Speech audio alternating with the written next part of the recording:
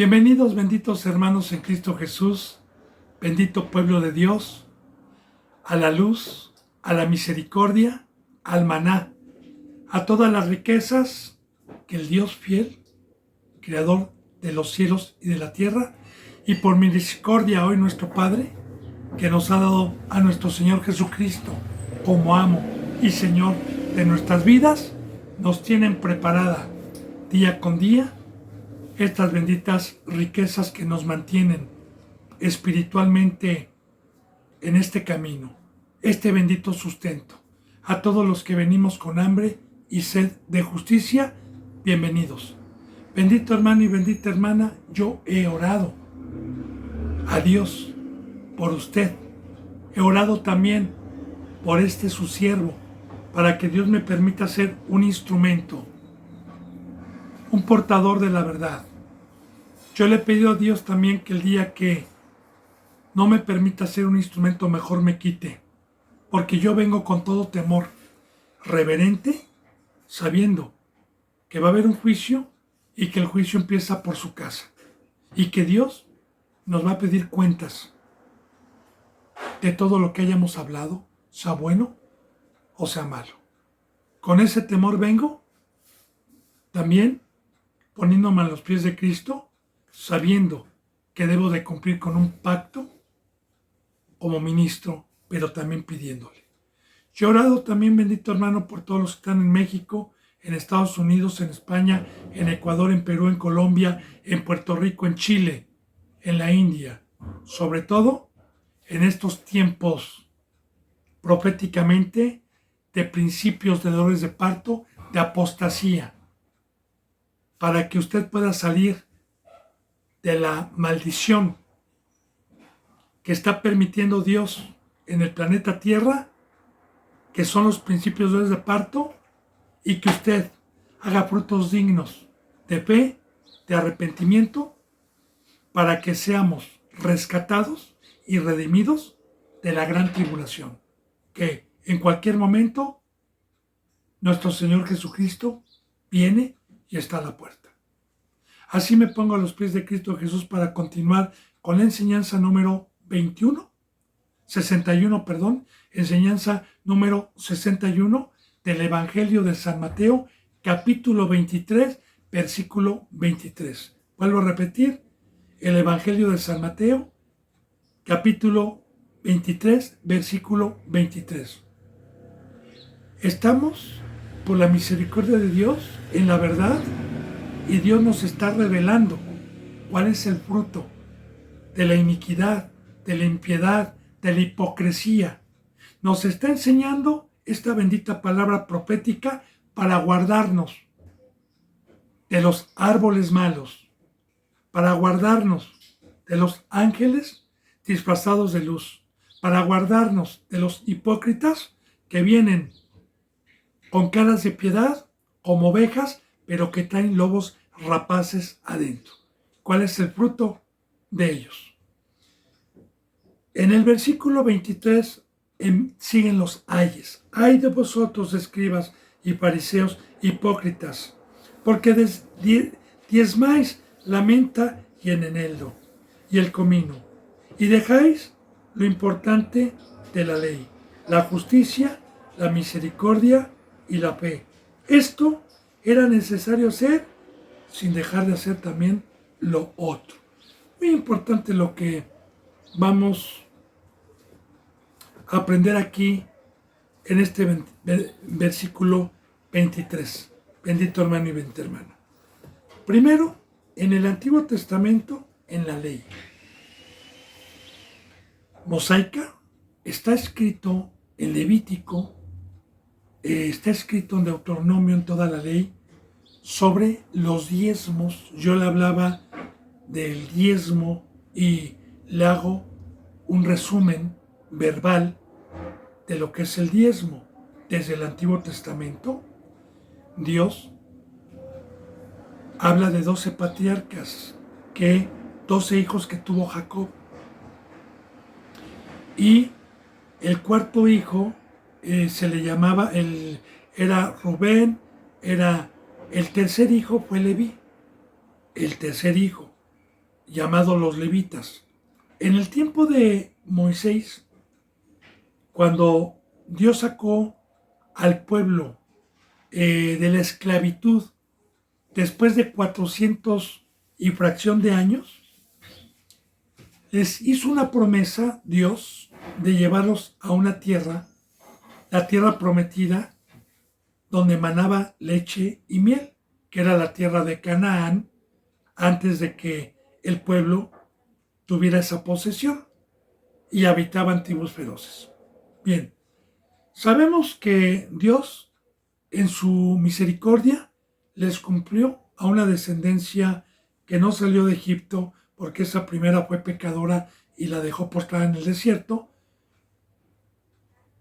Heredaron la tierra de Canaán, eran 12 tribus, pero únicamente Dios repartió a 11 tribus la tierra y les dio la tierra para que sembraran y para que fueran ganaderos, menos a una tribu. A la tribu que no tuvo herencia, ni eran ganaderos, ni sembraban, ni nada de eso, se les dio el mandamiento del sacerdocio, de enseñar la palabra a todas esas 11 tribus que estaban esparcidas ya en una tierra que Dios les había heredado a cada una de ellas. Y cada uno tenía su tierra, menos la tribu de Leví. Ni tampoco tenían un trabajo delegado por Dios para comer como ese pueblo que 6 días trabajaba y se dedicaban, vuelvo a repetir, a crear ovejitas, bueyes, a sembrar. Y tenían para comer y para vestir. Así, bendito hermano y bendita hermana, Dios esparció a los sacerdotes por toda la tierra. Si tenía, por ejemplo, vamos a suponer parábolas, ¿verdad? 100 sacerdotes y 11 tribus habían, pues repartió 10 o 9 a cada tribu para que tuvieran una enseñanza de la bendita palabra de Dios los días de reposo. Y habían sumos sacerdotes y habían sacerdotes. Entonces, el pueblo tenía la obligación y el mandamiento, tanto los representantes, de diezmarle a los representantes, a los que servían al altar, a los que servían en el templo. Y la palabra diezmo viene de la palabra 10. 10. De ahí viene la palabra diezmo. Y la palabra 10 es que de todo lo que recibía por Dios,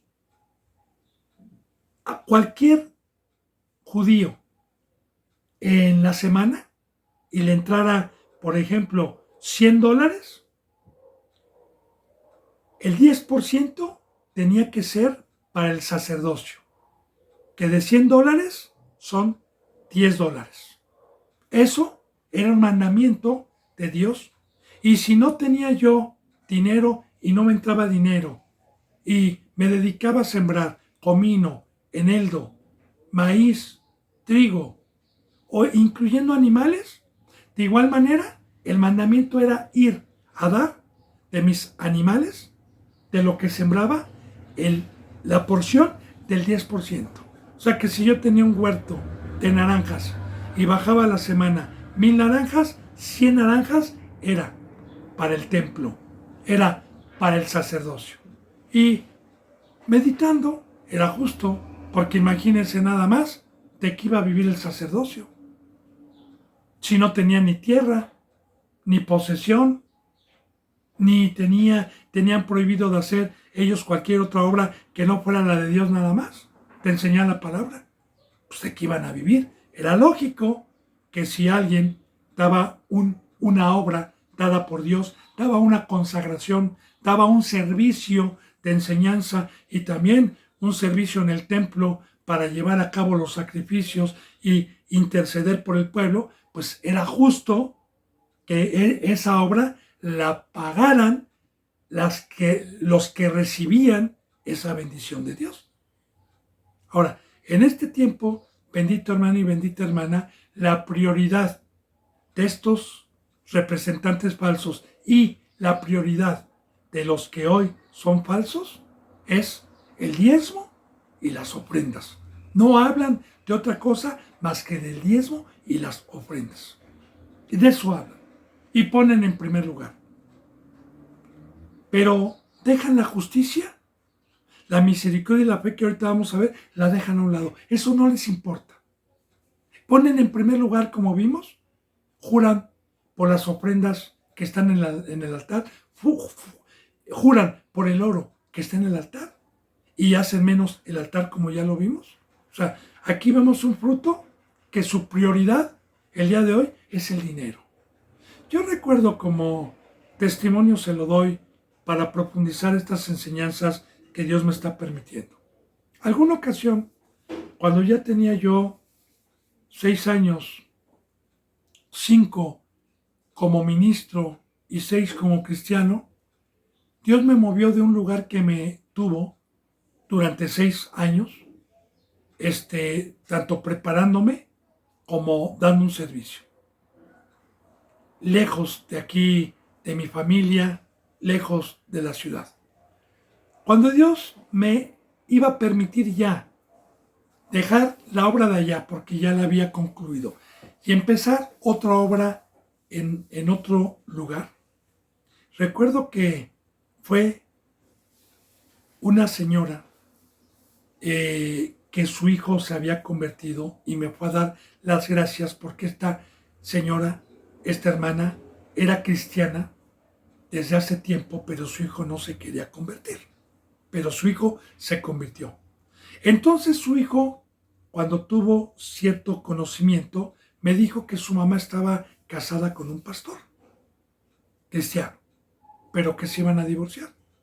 Y yo le dije, no, entonces no es un pastor. El que está ahí no es un pastor, porque en la palabra no hay carta de repudio. En la palabra y en este pacto cristiano no debemos nosotros, si estamos casados, corromper el pacto. Así que no es. Me dijo, entonces vino su mamá a hablar conmigo, con temor. Y cuando le enseñé la palabra me dijo, es que yo no sabía esto. Y fue y le dijo a su esposo, y vino su esposo, que aparentemente era pastor, a ver por qué yo estaba enseñando esto. Cuando vino mansamente y supo escuchar. Hicimos una oración, supo escuchar y me dijo, se le escurrió una lágrima y me dijo, la verdad, no soy pastor, pero tuve que tomar ese papel por la gente donde van a congregarse, porque ningún pastor quiere ir a dar palabra sin un sueldo y si no hay diezmos, porque la gente que va es pura gente pobre. Porque estoy en un lugar pobre donde la gente no da más que muy poquito. Bien, entonces me dijo, por favor, si usted puede ir a ayudarnos y a dar palabra, ayúdenos. Yo lo puse en oración con Dios y Dios tenía ese propósito. Fue allá en el Carmen. Yo le he hablado en algunas otras veces en estas enseñanzas que Dios me permitió ir un tiempo al estado de Hidalgo. Lo puse en oración y Dios me mandó para allá. Y efectivamente, pura gente humilde que tenían casitas de cartón, casitas de madera, no había luz, en algunas sí había luz, no tenían agua, drenaje, etc. Gente muy, muy pobre. Y me permitió ir Dios. Entonces, la enseñanza, hermano, que este hombre ya tenía ahí más de 2 años en una casita que le habían encargado, que no estaba tan mala casita para estar en ese lugar, que era el que cuidaba la casa, y los dueños le permitían que en el patio se congregaran. Un patio bastante grandecito, ¿verdad? Y ahí se congregaban. Cuando yo llegué ya estaba ahí eso, pero habían ido pastores y cuando veían que no entraba dinero, se iban. Entonces, ¿Cuál era el interés de ellos? El interés no eran los negocios de Dios, no eran los negocios de Cristo, porque no tenían el sentir de Dios, el sentir de Cristo. Porque el sentir de Dios y el sentir de Cristo es tener su presencia. Y para tener su presencia hay un precio. No pecar, no tener el fruto de la carne. No hacer un pacto con el enemigo, de hacerle caso. Esa es la condición. Entonces, cuando nosotros tenemos a Dios, tenemos su sentir. Y el sentir es la misericordia. El sentir es velar. El sentir es en poner en primer lugar la ovejita sin mirar su lana, sin mirar sus bolsas. Entonces, fíjate bien. Yo te he dicho, bendito hermano y bendita hermana, ¿verdad? Que hoy en las congregaciones, usted me va a decir si sí o si no, si es cristiano. Y si usted ha ido a una congregación, dígame, si no tocan siempre, los domingos, la palabra diezmo y ofrenda. Usted dígamelo, ¿verdad? Aquí yo le voy a decir una cosa. Aunque es un mandamiento de Dios, no se debe de estar recordando. La enseñanza se da una vez, 2 veces, hasta que diga uno amén. Y el que dice amén, si la hace, está siendo justo. Si no la hace, yo no le voy a obligar. Yo no puedo obligar a un cristiano a que cumpla los mandamientos de Dios. Yo nada más estoy para enseñar la palabra, para transmitirla, y ya depende de cada uno si la hace o no la hace. Pero aquí no se les está diciendo el diezmo. Más bien, aquí, antes que esas cosas, antes que el diezmito, antes que las ofrendas, primeramente se les enseña el pacto, la cruz, el compromiso, la fidelidad. Yo le quiero decir como testimonio, delante de Dios, aquí, gente que Dios me ha permitido que viene y se bautiza, jamás se le toca la enseñanza diezmo y ofrenda. Nunca se le toca eso. Uno se queda callado. Y aquí ha habido gente que ha tenido un año sin que se le dé esa enseñanza, hasta que una vez que se le dio la enseñanza, primeramente de la justicia, primeramente de esa, entonces ya puede venir la enseñanza cuando tengan un crecimiento espiritual, pero no. Y luego, hoy en las iglesias ni siquiera les dan la enseñanza, sino nada más les dicen diezmo y les enseñan un versiculito. Pero la enseñanza es con razonamiento, sentarse hasta que uno diga amén. Ya entendí el por qué debo de diezmar, el por qué debo de ofrendar. Porque en este nuevo pacto, hermano, a mí cuando Dios me llamó y me dijo cuál era el pacto del ministerio, me dijo, estima todo como basura, deja tus ídolos. Y yo le dije, Señor, ¿y mis negocios? ¿Y mi trabajo, mi obra que yo tenía que me daba lana? No te afanes por el que vas a vestir, por el que vas a comer. Busca primeramente el reino de Dios y tu justicia, y yo te voy a dar estas cosas por añadidura. Confórmate con el vestir y con el comer, y confórmate con mi gracia. Pero tienes que dejarlo todo. Y Señor, busca primeramente el reino de Dios. Ahora, la ovejita tiene el mandamiento de Dios de diezmar. Y creo que es justo, porque si un representante está en la cruz, si un representante dejó sus negocios, dejó la vida por amarlo a usted, por dar lo que recibí por gracia y por enseñar y transmitir lo espiritual, pues es lógico que Dios tenga un mandamiento para el sustento de su iglesia, para los que están consagrados. Pues, si no, ¿de qué voy a vivir?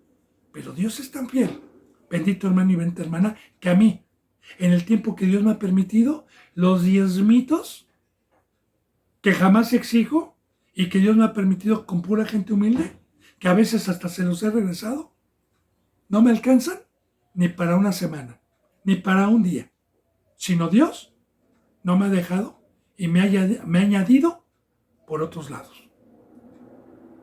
Sí, estando en la cruz, claro está. Y esta es la fe. Pero recuerde, ahí están los contactos, ahí están los teléfonos. Si usted quiere, bendito hermano y bendita hermana, que profundice yo el compromiso o el mandamiento, que si el diezmo está en este pacto como cristianos, con mucho gusto, hasta que quede usted satisfecho. Pero ahorita no me voy a meter en esto. Pero sí, en la mayoría de las iglesias, los domingos, diezmo, ofrenda, es lo que se la pasan hablando y intimidando y bendiciendo a la gente que lo da. Ahora fíjate, hay Hay de ustedes, escribas y fariseos, hipócritas, porque para poder tener este fruto de no tener el sentir de Cristo, necesito ser hipócrita. O sea, hipócrita es que por otro lado estoy pecando. Dice, porque diezman la menta y en el eneldo del comino, porque pedían todos los diezmos, y dejan lo más importante de la ley, de la Biblia, de mi palabra, porque lo más importante es la justicia, lo más importante es que no peques, lo más importante es que no delante de los hombres vayas y diezmes, porque los fariseos delante de los hombres diezmaban para que ellos diezmaran, y luego se quedaban con todo, y eran hipócritas. Y de igual manera, también, yo no voy a estar pidiendo diezmos ni ofrendas, porque lo primero que me enseña Dios es que esa ovejita tiene que ser justa. La palabra justo es no transgredir los mandamientos de Dios conforme al conocimiento que vamos adquiriendo en el crecimiento espiritual. Porque cuando uno viene por primera vez a este camino, yo vengo sin conocimiento, más que con el primero, de haber creído que era pecador, de salir del mundo y de entregarme a Dios. De ahí en adelante no conozco ningún mandamiento, pero empiezo a cumplir con el primero, que es tomar mi cruz, ser discípulo y darle tiempo a Dios para escuchar.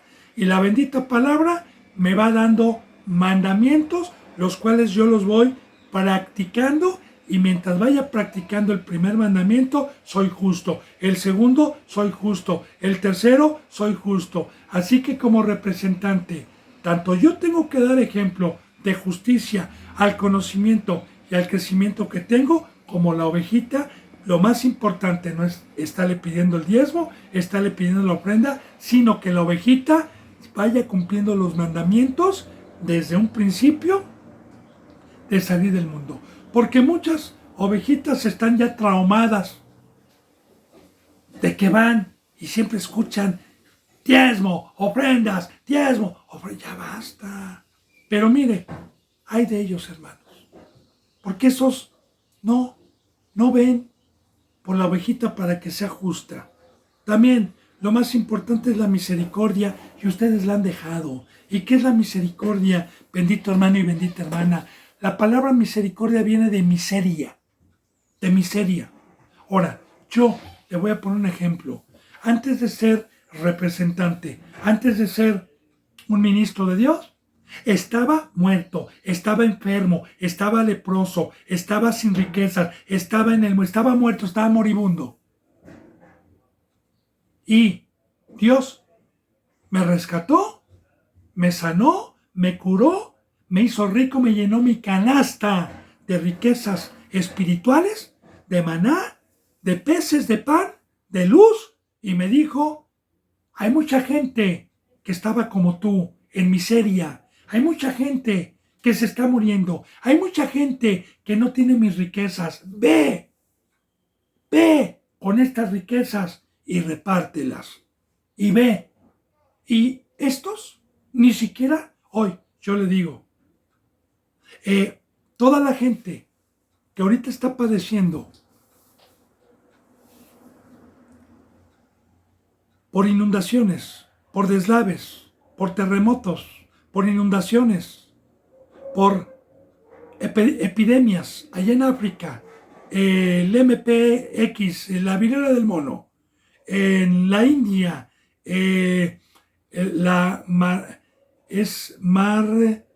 hay otra cepa que está mortal, Marburgue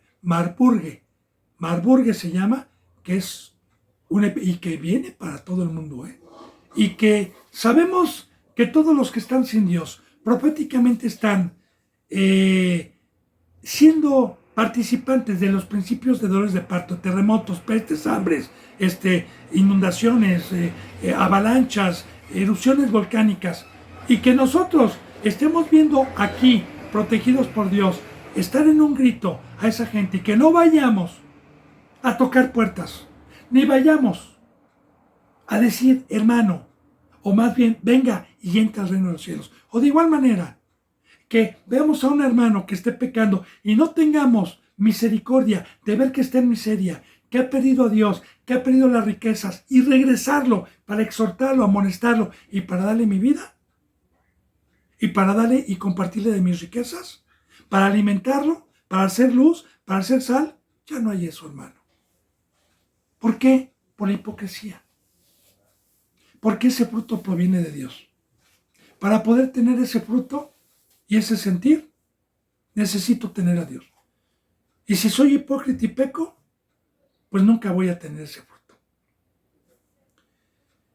Me dice, y lo importante era la justicia, la misericordia y la fe. Porque también la fe. ¿Qué es la fe? Que ellos no hablaban o no hablan el día de hoy de dejarlo todo, de tomar la cruz, porque va a haber un juicio, porque hay vida eterna. Porque la fe es querer y tener la convicción de lo que se ve, de lo que no se ve y se espera. Y así lo dice en Romanos 10, versículos 9 y 10. Que si confesares que Jesús es el Señor y creyeres en tu corazón que murió y que resucitó, serás salvo. Ese versículo es muy profundo. ¿Por qué lo dice así? Porque hay muchos que se bautizaron por los muertos. Porque si yo creo que Jesús murió y resucitó, no voy a pecar. Sé que va a haber un juicio. Sé que hay vida eterna. Si yo creo en la resurrección, el creer no es confesarlo, como hoy muchos cristianos dicen, yo sí creo en la resurrección, estoy esperando a Cristo, pero con sus hechos niegan el creer en la resurrección.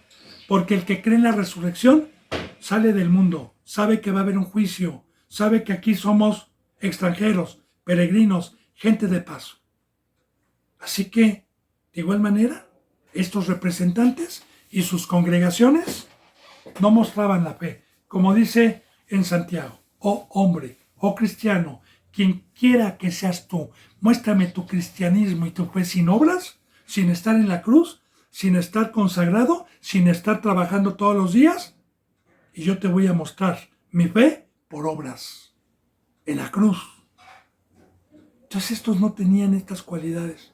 Porque vuelvo a repetir, hermano, este fruto es de Dios.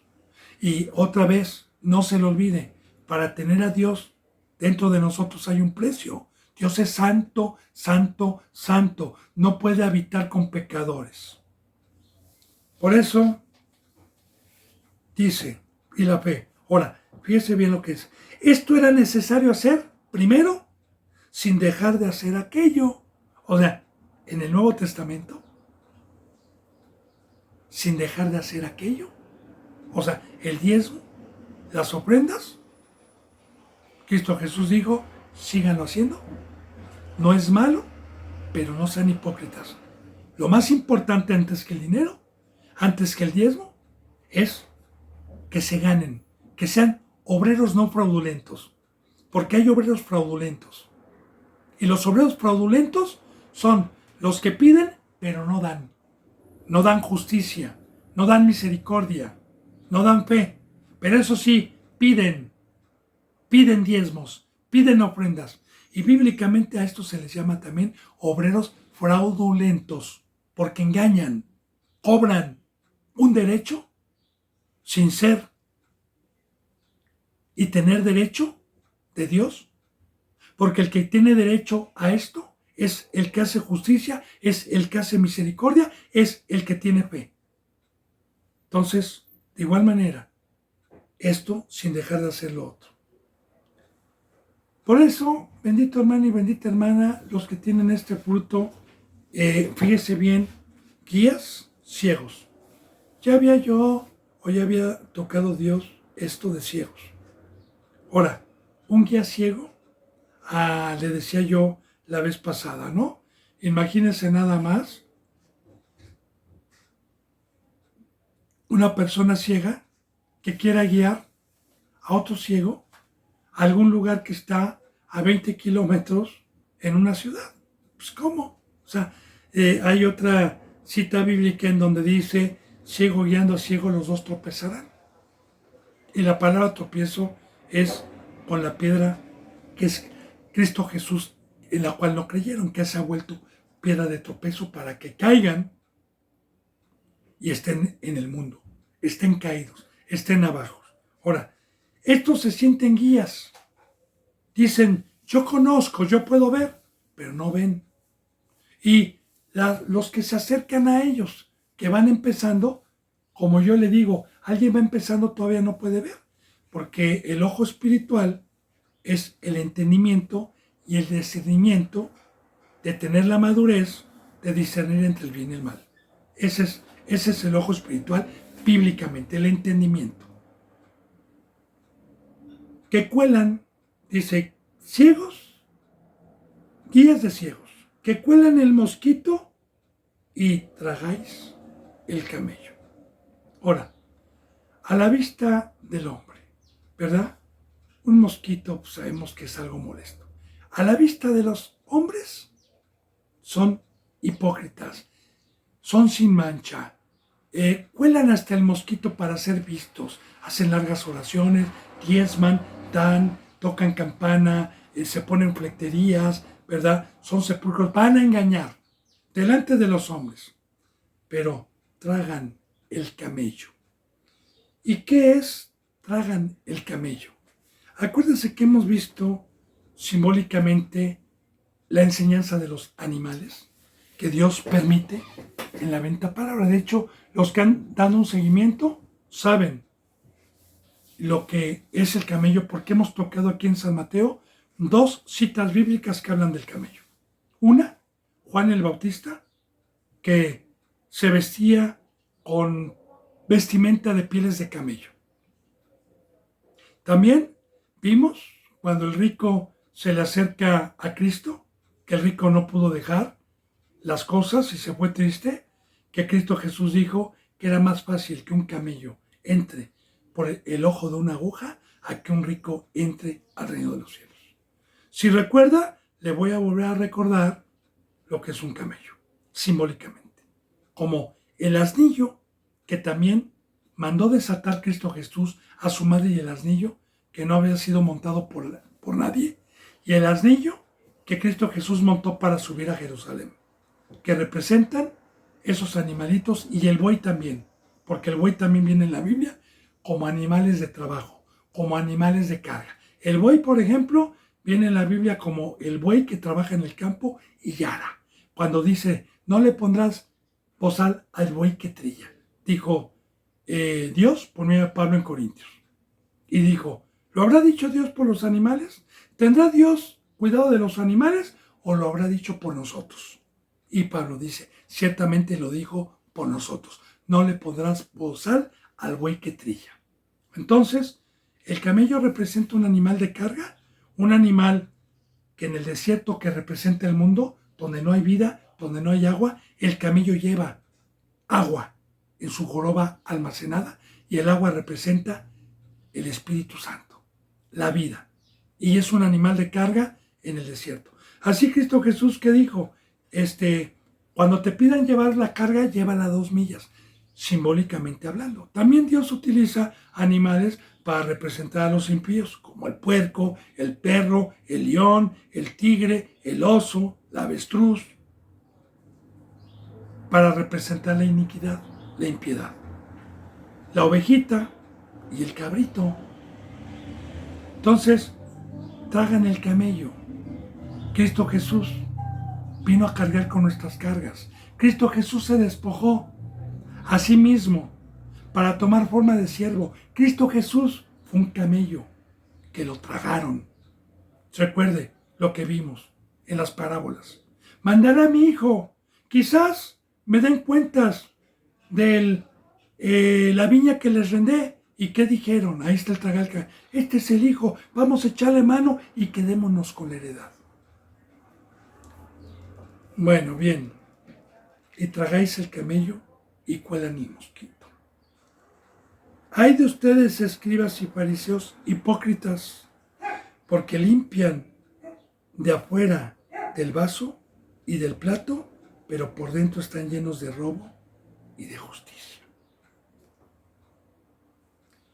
Bendito hermano y bendita hermana, en aquel entonces, antes de que llegara el pacto de Dios con los hombres, que es el Espíritu Santo, como una sombra de lo que iba a venir, cuando ellos, sí, en los mandamientos del Antiguo Testamento, se sentaban a comer, ellos, los platos y las copas, haga de cuenta Cuando yo voy a casa de un rico, la copa de oro o de chapa de oro está reluciente, los platos limpios.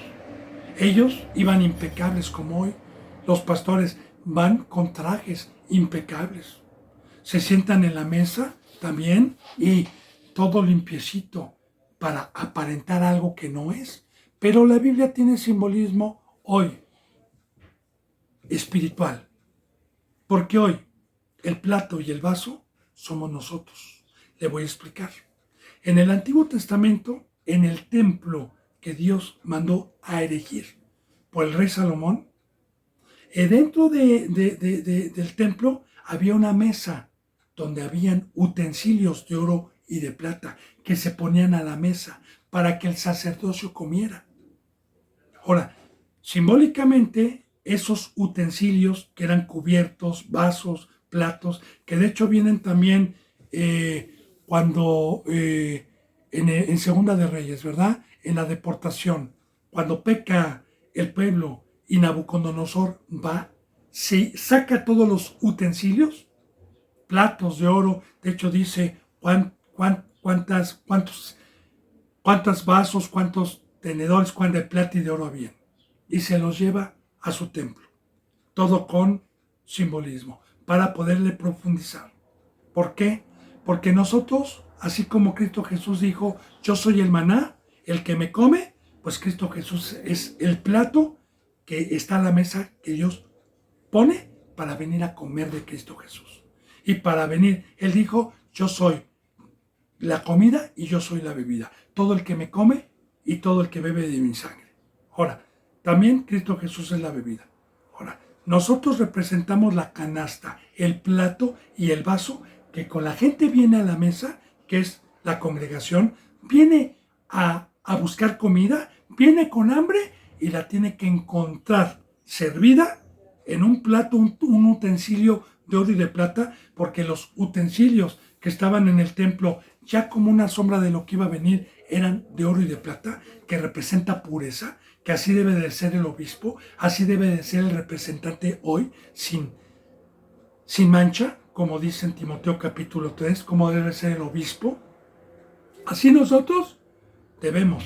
Pero estos, hoy, se presentan los falsos representantes como platos, como vasos relucientes, como sepulcros blanqueados, como ovejitas por fuera, pero están muertos por dentro, fíjense bien. Porque limpian de fuera del vaso. Por afuera, usted los ve y van con traje. Van aparentemente a diezmar y a ser visto por los hombres. Y del plato. Pero por dentro, ustedes están llenos de robo y de injusticia. Ahora, de robo. ¿Qué es? A Satanás se le conoce como el ladrón. San Juan 8:44. El ladrón no vino sino para robar y hurtar. Ahora bien, fíjense bien. Nosotros somos propiedad del que nos hizo. A Dios se le llama creador, no al diablo. El diablo no es creador. Dios nos hizo y somos de su propiedad. Ahora bien, cuando pecamos, Dios permitió que nos llevaran alejados de Él. Satanás. Cuando entró el pecado al mundo por un hombre y por el pecado entró la muerte. En la misericordia de Dios, manda a su Hijo Jesús a que me arrepienta y al arrepentirme me dio el conocimiento que iba a ser yo comprado. No con oro ni con plata, sino con la sangre preciosa de Cristo Jesús, porque el dueño de mi vida era el diablo. Yo estaba bajo la cautividad y con su vida me iba a comprar para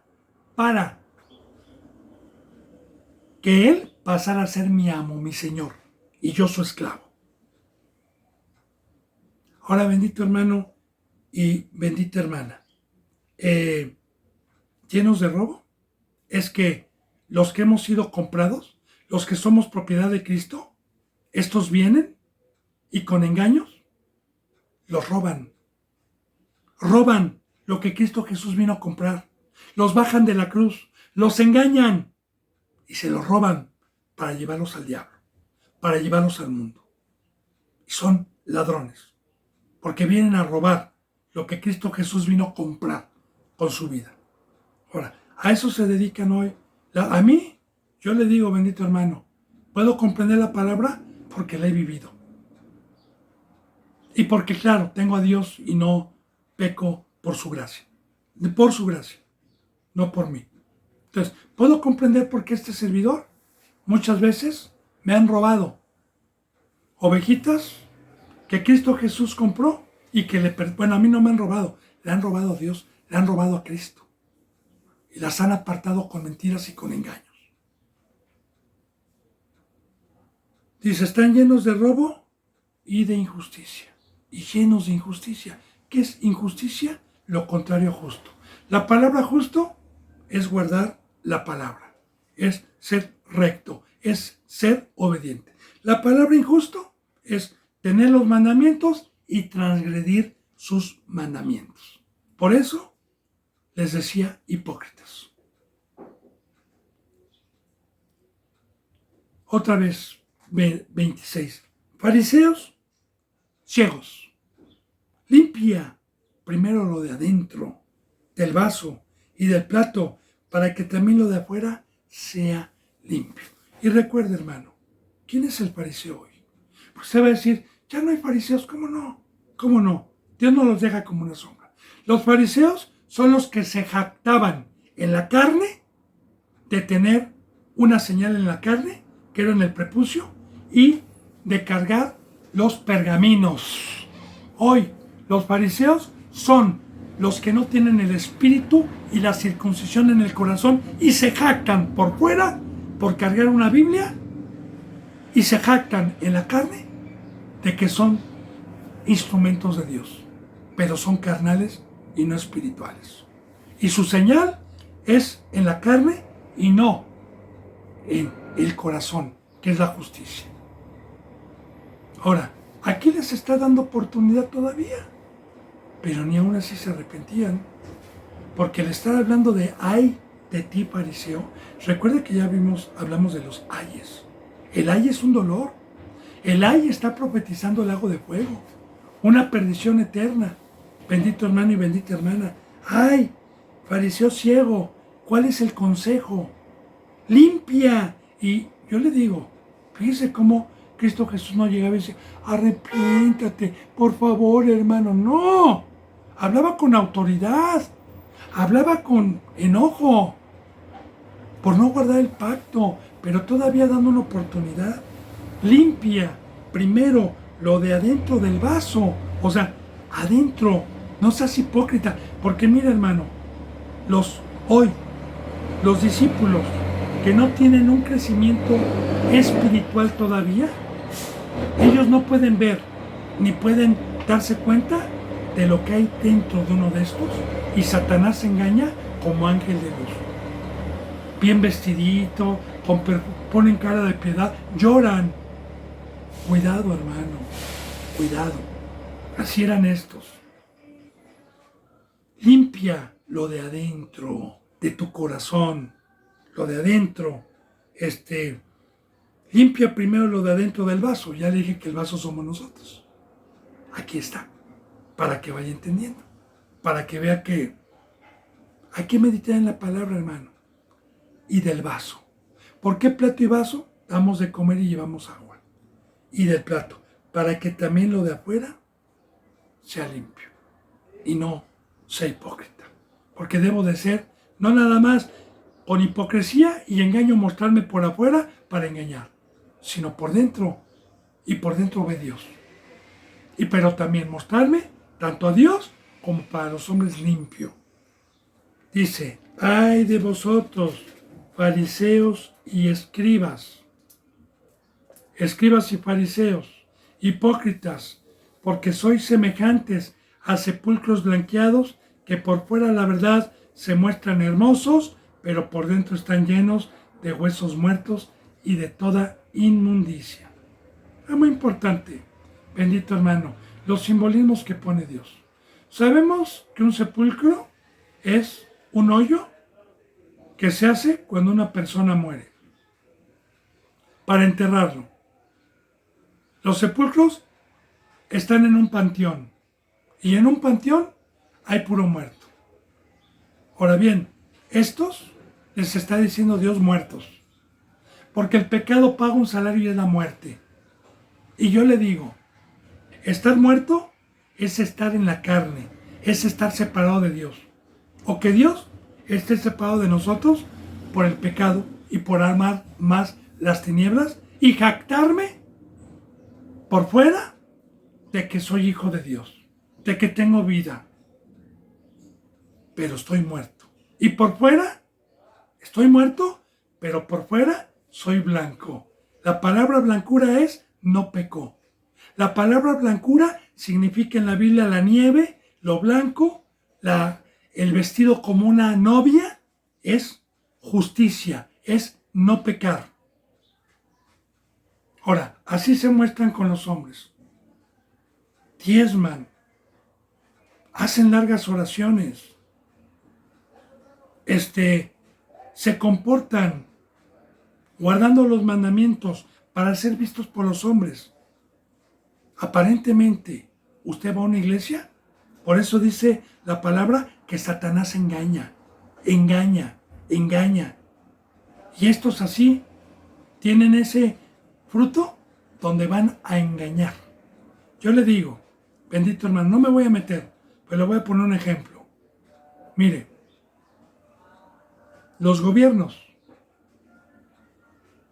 en estos últimos tiempos que están ganando las elecciones no son puestos por el pueblo. Aquí en México, la presidenta que acaba de ganar no es puesta por el pueblo. Es puesta por un gobierno mundial. Y usted no se imagina, ojalá lo sepa, porque el que conoce la verdad conoce todo. Ojalá usted supiera lo negro que hay dentro de ellos y el plan perverso que hay para destruir a los seres humanos. Y cómo vienen a engañar a la gente, a engañar que con ayudas, que con esto, con cosas bonitas, para detrás meter una maldición horrible. Y le digo porque ya estamos en los tiempos de la profecía.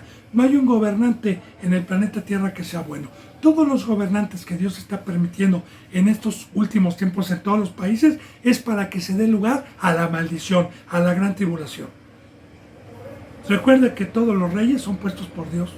Y Dios permite para que se lleve a cabo la maldición profética que hay para el mundo. Así, bendito hermano y bendita hermana, estos por fuera prometen, estos por fuera engañan, pero traen maldad, traen destrucción, traen muerte.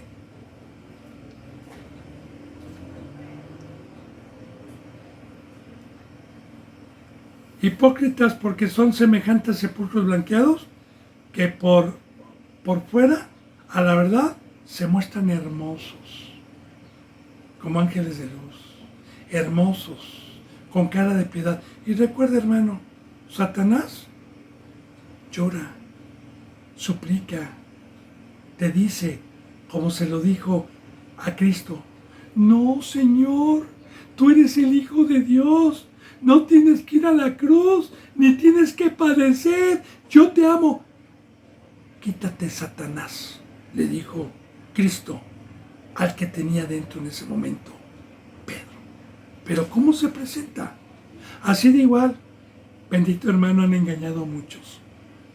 Ay, es hermoso mi pastor, es hermosa esta congregación. Ajá.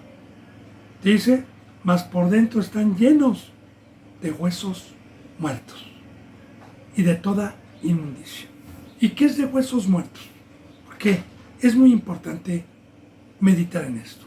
Y se lo voy a remontar desde el Antiguo Testamento sobre la enseñanza sobre los huesos. Bien, en el Antiguo Testamento, cuando Dios permitió sacar al pueblo de Egipto, en la fiesta de la Pascua, les dijo que mataran un cordero pascual, pero que no tenían que quebrarle ningún hueso. De igual manera, la palabra nos enseña que Cristo Jesús tenía que morir, pero no se le tenía que quebrar un solo hueso. De igual manera nos enseña en Ezequiel una enseñanza que se titula El Valle de los Huesos Muertos, y le dijo Dios a Ezequiel: profetiza a estos huesos secos, esparcidos por todo un valle. Huesos, escuchar que se les va a dar vida, se les va a unir por coyunturas, por ligamentos, se les va a poner piel y se les va a dar una cabeza. Profetizando que los huesos hoy representan un pueblo que Cristo Jesús vino a unir con diferentes dones: apóstol, maestro, profeta, evangelista, diácono, y que vino a ponernos piel y nos vino a poner carne y nos vino a poner una cabeza, que es Cristo, que es la iglesia, y que debemos de estar unidos sin que se nos quiebre un hueso, porque usted puede ser el brazo, yo puedo ser la pierna, aquel puede ser el otro brazo, y todos somos del cuerpo de Cristo, unidos por coyunturas. Representa el pueblo unido, la familia unida. Pero ¿qué pasa con estas congregaciones? No viven juntas. No parten el pan fraternalmente. No están los lunes, los martes, los miércoles juntos. No viven juntos. Están esparcidos. Están muertos. Porque para poder tener vida hay que estar juntos. La rama debe de estar en el tronco. Entonces, estos se dedican a bajar de la cruz, se dedican a torcer la escritura, se dedican a enseñar otra obra, que no es la que Cristo Jesús vino a entregar. A eso se dedican. Por eso dice, están llenos de huesos muertos y de toda inmundicia. Porque inmundicia es todo lo que Dios nos dijo que era basura, toda la mesa del diablo. Como Pablo dijo, ahora todo lo estimo como basura. ¿Por qué? Porque eso es una inmundicia. Y la inmundicia es la mesa del diablo. Todos los deseos de la carne. Y estos llegan a las congregaciones, son hipócritas, engañan y están llenos de inmundicia. Por eso, bendito hermano y bendita hermana, recuerde, estamos viendo ayes. Yo antes me enojaba mucho, me molestaba, pero entendí una cosa. Me dijo Dios, déjalos. La venganza es mía. Yo daré el pago. Y otra vez, la venganza es mía. Y cuando me hizo saber el final de ellos, yo he tratado de rescatar a los que tienen posibilidad, pero los necios como ellos, que aún viendo, aún teniendo la exhortación, ya tenían un corazón endurecido. Se quisieron quedar con la heredad del Hijo, usurpando su lugar. Dice en el 28, así también vosotros, por fuera, a la verdad, os mostráis justos a los hombres, pero por dentro están llenos de hipocresía y de iniquidad. Van a las iglesias, ¡oh Señor, gracias! Pero por afuera son hipócritas. Y lo saben, hermano, lo saben. No están tranquilos con su conciencia. Porque Dios nos ha dado el fuego del Espíritu Santo para ser justos, para ser sin mancha, para ser rectos, para mostrarme limpio a los hombres por dentro y por fuera con un fruto digno de vida. Ahora, estos se engañan. Recuerde, yo siempre utilizo un versículo que viene en Corintios 11, donde dice la bendita palabra que Satanás se disfraza de ángel de luz. Y que no es extraño que sus ministros también se disfracen de ángeles para engañar. Sus ministros son las iglesias apóstatas. Se muestran justos a los hombres, pero por dentro están llenos de hipocresía y de iniquidad. Dice en el 29, hay de vosotros, escribas y fariseos, hipócritas, porque edificáis los sepulcros de los profetas y adornan los monumentos de los justos. Fíjense lo que hacían para ser vistos de los hombres. Ahí en aquel entonces, ya no, porque ya la ciudad de Jerusalén está arriba de la que era.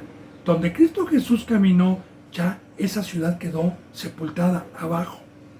Ahora, en esa ciudad había un panteón donde estaba enterrado Elías, Eliseo, Ezequiel, Habacuc, los profetas del Antiguo Testamento. E iban estos a limpiar, a pintar, a arreglar, a llevarles flores y a adorar, cuando sus padres y ellos mismos los mataron.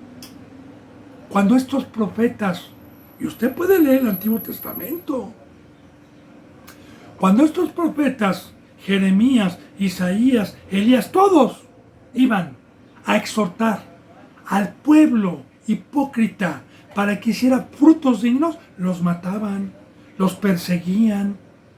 Fíjese bien lo que dice. Hay de ustedes, escribas y fariseos hipócritas, que edifican los sepulcros de los profetas y adornan los monumentos de los que fueron justos. Y dicen, fíjense, si hubiéramos vivido en esos días de nuestros padres, no hubiéramos sido cómplices en la sangre de estos profetas. Hermano, si Cristo Jesús era el profeta principal y lo mataron, fíjense cómo eran de hipócritas para ser visto por los hombres. Igual, ¿qué pasó con Juan el Bautista? De igual manera, lo tuvieron por enemigo. Y así iban a los panteones a decir, oh Jeremías, oh Elías, si nosotros hubiéramos estado, hubiéramos sido obedientes y no como nuestros padres, que los mataron. Y no tendríamos mancha en nuestras manos de su sangre, cuando ellos mataron al autor y consumador de la fe, a Cristo Jesús. Bien. Así que, y estos son los que, el instrumento que Dios utilizó para matar a Cristo. Este es el instrumento, ellos traspasaron a Cristo Jesús, al Hijo de Dios. Así que, dais testimonio contra ustedes mismos de que son hijos de aquellos que mataron a los profetas. Ahora, dan testimonio ustedes mismos de tener el mismo fruto que sus ancestros. Porque recuerde que este pueblo viene de una carne. Ustedes están dando testimonio que son iguales. Están dando testimonio que matan a los profetas. Porque Jesús fue un profeta, el Hijo de Dios, pero vino a profetizar. Dice en el 32, ustedes también llenar la medida de vuestros padres. Aquí ya le está diciendo, ustedes así, como mataron a Jeremías, como fue en el tiempo de los reyes, como fue en el tiempo de los jueces, como fue en el tiempo del pecado del Antiguo Testamento, así también ustedes llenan la medida de robos, de injusticia, de hipocresía. Así están llenos ustedes.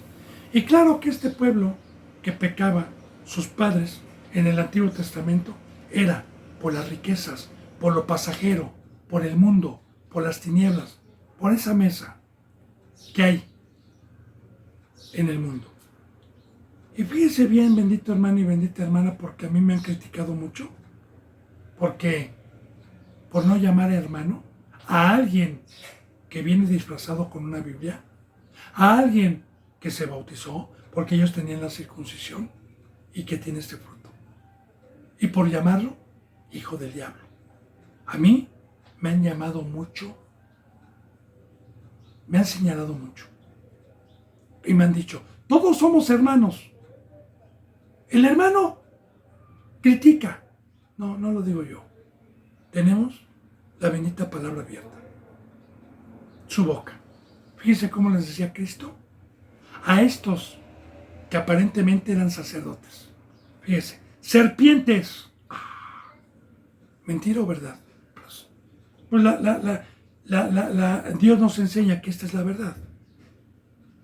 Y una serpiente. Recordemos que es el simbolismo que Dios utiliza para identificar a Satanás. Porque es un animal de cacería. Es un animal que se alimenta de carne. Es un animal cazador. Generación de víboras. Generación del diablo. Pueblo del diablo.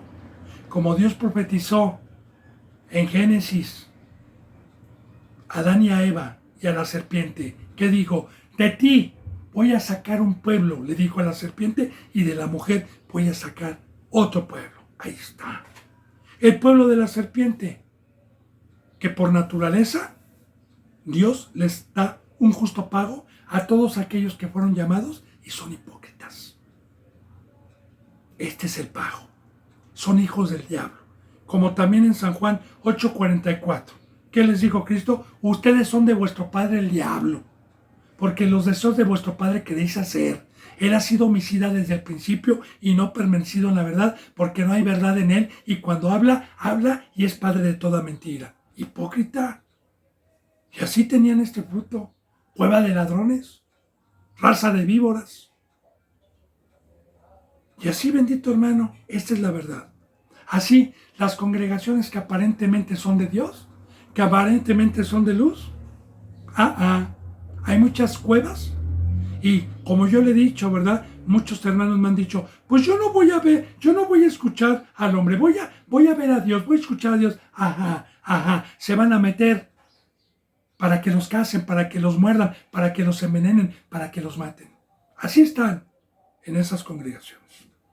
Generación de víboras, que es un pueblo, dos simientes: pueblo de Dios, un pueblo de tinieblas, un pueblo de luz. ¿Cómo escaparéis de la condenación del infierno? Ahora, aquí no habla del lago de fuego, mucho ojo. Aquí habla del infierno.